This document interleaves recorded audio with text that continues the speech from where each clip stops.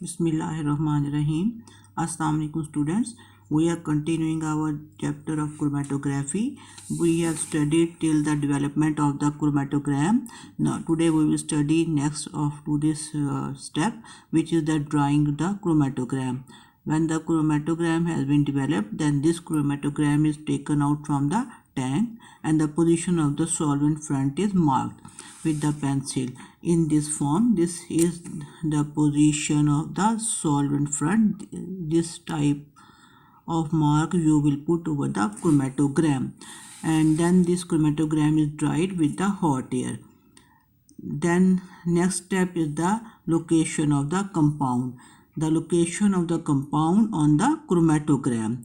So after drawing the developed chromatogram, we will locate the position of the components which was pointed out after the solvent mobile phase has been run over the stationary phase or the chromatogram. If the substances are colored, no difficulty arises to locate the substance on the chromatogram. But if the substances which was pointed out on the chromatogram, this is the chromatogram, then the spots will appear on this chromatogram in this form. If the substances are colored, they will appear in this form, but if they are colorless, then the spots will not be shown directly. Just you can get the wet paper from the tank.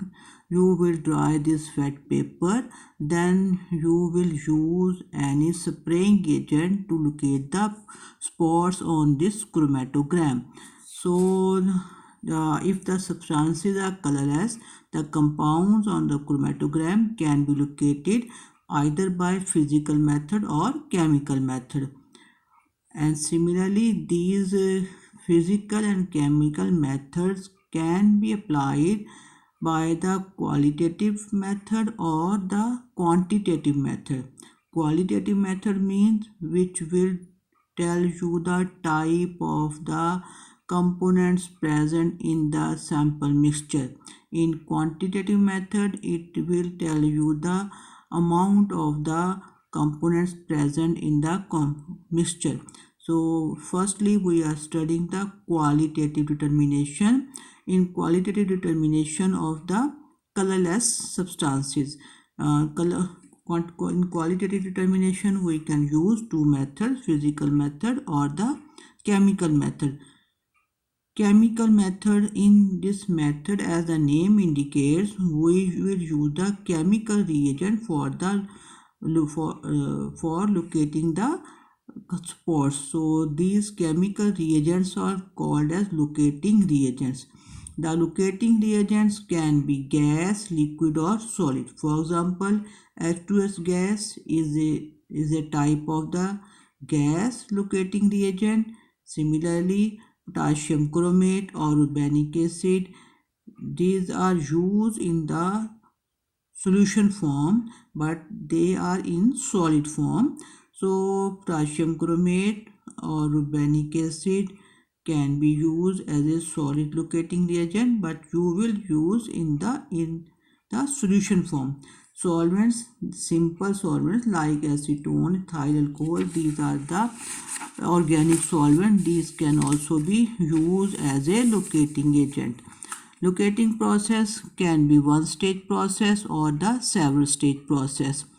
Similarly, locating reagents can be classified as specific and non-specific. Means non-specific locating reagents produce colored spots with various classes of organic compounds. It means you can use these non-specific reagents with many type of organic compounds to locate the spots on many types of organic compounds. For example, fluorescein, iodine. Next is the specific locating agent. It means if you know that you want to determine the, for example, find out the functional group, and which functional group is present in this compound. So you will use the specific locating reagent. For example, DNPH, dinitrophenyl hydrazine. It is specific for the location of the carbonyl functional group. It means if you want to find out the carbonyl functional group, then you will use the DNPH as a locating reagent. So locating reagents can be applied by this method. First one is the dipping technique. In dipping technique, we will dip the chromatogram in a tray which will have the volatile solvents. So when you will dip this chromatogram in the tray, the solvent which is present in the tray, it will cover the chromatogram, and the spots will appear over it after drying the chromatogram. So paper is washed under stream of so that excess of locating agent is washed, and then chromatogram is dried and the spots will locate over it. If either of the compounds on the chromatogram are soluble in the solvent used for locating reagent, then this technique is not suitable. Next is the spraying technique. In spraying technique, we will use the spray bottle and we will spray the locating reagent over the chromatogram like spray bottle, as we use generally spray bottle.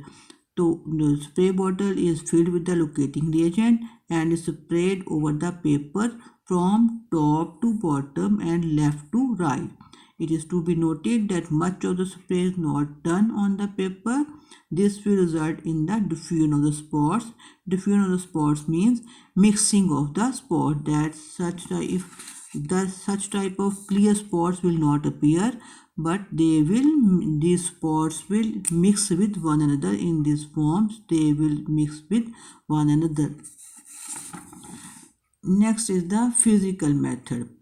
Physical method, in some cases these spots will not properly appear by the chemical method. So we use the physical method for those spots.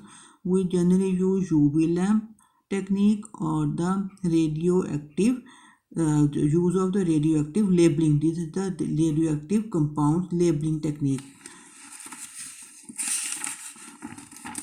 In UV detection, a large number of unsaturated compounds give fluorescence. Fluorescence means light produced. So they have the property of absorbing ultraviolet light and emitting the longer visible wavelength, which can be detected under an ultraviolet lamp. The emitted light produces the colored band, which is specific for specific compound.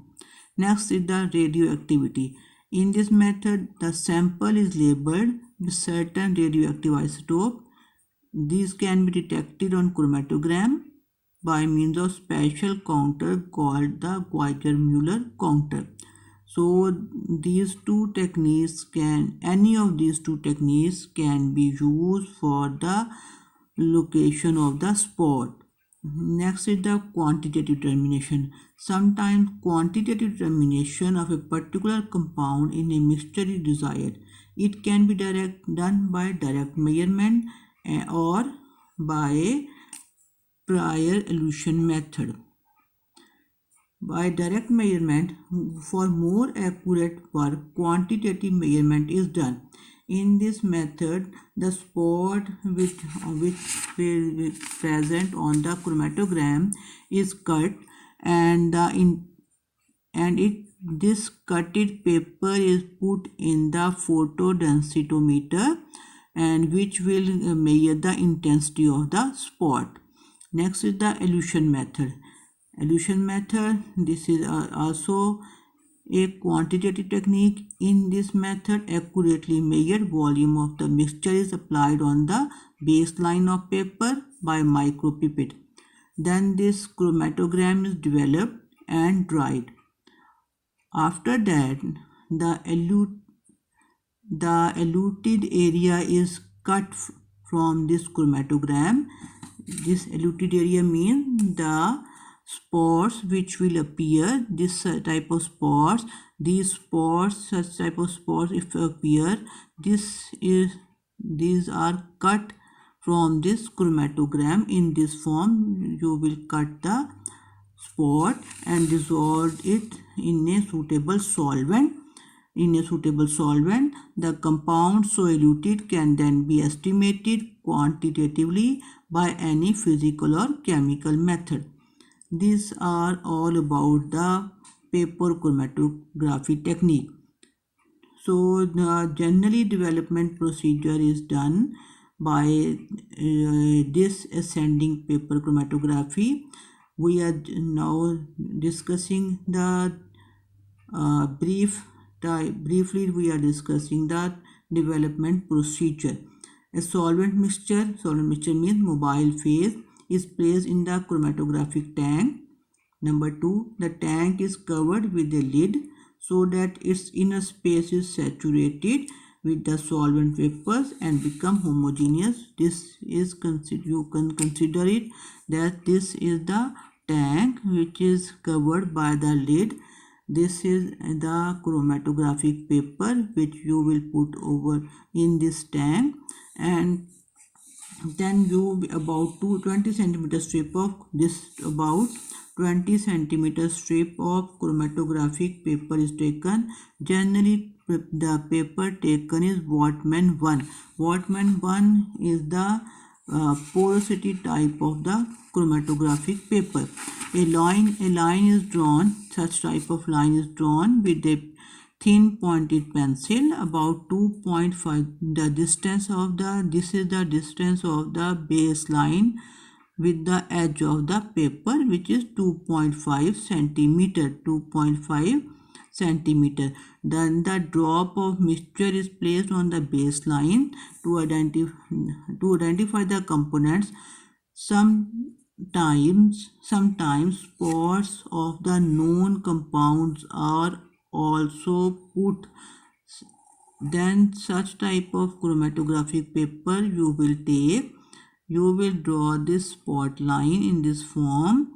If this is the sample spot, then the components which may be present in the sample, they are put on this spot line in this form.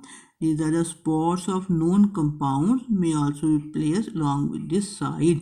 Then these spots will be used to compare the components which are present in the sample mixture. For example, if this spot will run this one, then this will match this type. If this will spot this one, this will match this type, and if this will spot this one. So you can say that this sample mixture has these three components. And if you put another spot and this will give you line here, you can say that this sample mixture has not this type of the compound in it. Then the spores are then dried. The paper is suspended in the chromatographic tank. In this form, the paper is suspended in the chromatographic tank.